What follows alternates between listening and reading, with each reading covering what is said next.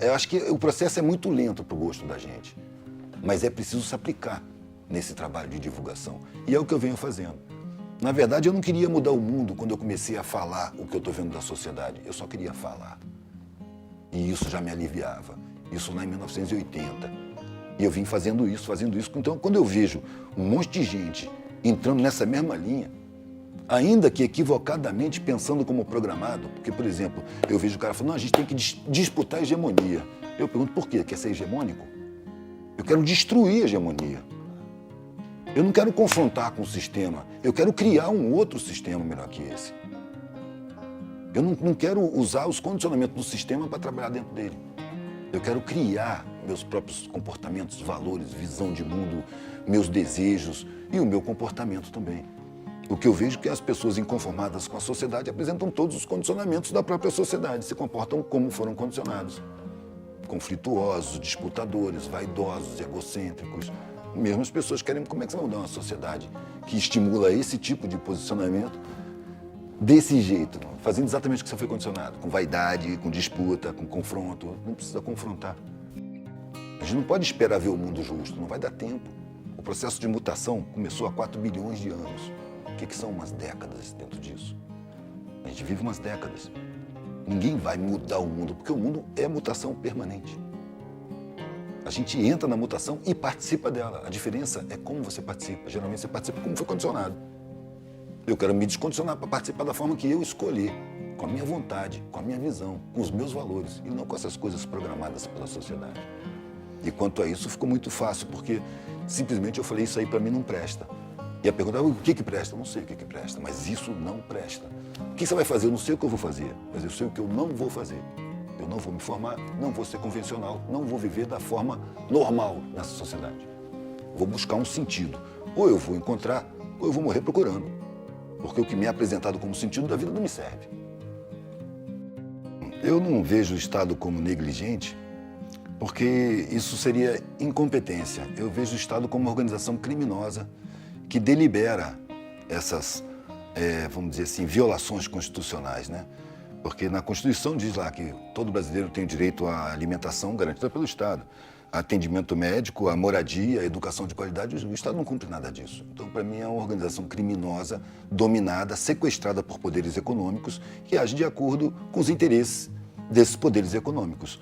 E a esses poderes econômicos interessa a existência da miséria, do desabrigo, da carência total. É traição ao povo constante e permanente para a criação de privilégios nesse punhado do cume da pirâmide. Entendeu? Então, não vejo o Estado como negligente, não. Vejo o Estado como uma organização criminosa, antipovo, pró-bancos e mega-empresas. Ela fala da questão habitacional. Como resolver, né? Ela fala como combater isso. Eu não acho que é preciso combater, não. É preciso ocupar os espaços. Os espaços são públicos e precisam ser ocupados. Já que o Estado não cumpre a sua Constituição e não dá para contar com nenhuma instituição, a população precisa tomar iniciativas. E toma, pontualmente, com toda dificuldade, porque não tem acesso à consciência, não tem acesso à informação, não tem acesso à instrução, mas a necessidade espreme e as pessoas ocupam. E eu acho que tem que ocupar mesmo. Acho que a solução é da iniciativa popular, da iniciativa da gente, da base. Não é esperar nada de instituição, não, porque as instituições estão todas cooptadas, não escapa nenhuma. Porque nós estamos numa estrutura social corrupta, então o prefeito, ele declara que tem, sei lá, 500 desabrigados na cidadezinha dele lá. Eu morei numa cidade dessa, tinha 7 mil habitantes, e ele não tinha desabrigado o suficiente para botar nessas 500 casas. Sabe? E eu vi nos planos da prefeitura que as casas eram construídas com telha colonial, com mármore, encanamento, e a casa, eu fui um dos beneficiados, eu só recebi tijolo, cimento, areia, um caminhão de pedra. As telhas eu tive que botar de eternite mesmo, essa telha de amianto, os canos eu que tive que comprar, os fios, tudo eu que tive que comprar.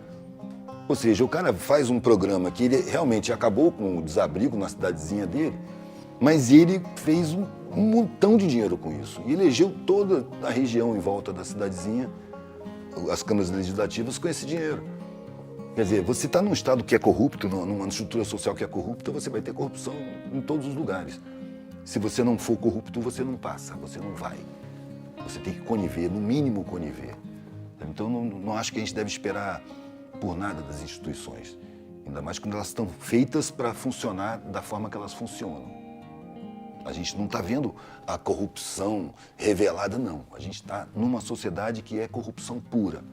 Toda a estrutura administrativa da sociedade é corrupta, a meu ver.